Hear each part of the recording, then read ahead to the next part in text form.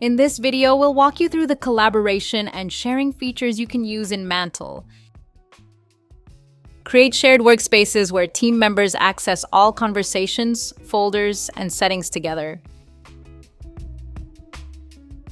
Use AI group chats where everyone can ask questions and get AI responses. Create dedicated channels where team members and AI collaborate together.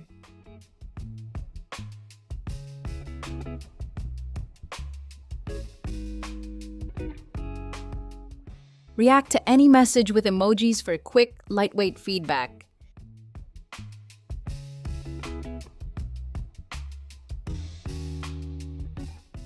Create public links to share your chats with others outside the Mantle.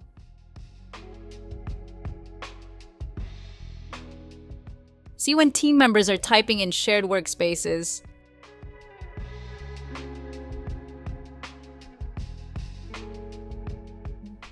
And see who was online with a real-time presence indicators.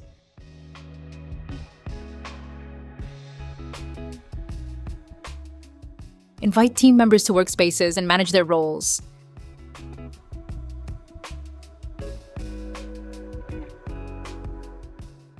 Don't miss new messages with unread indicators.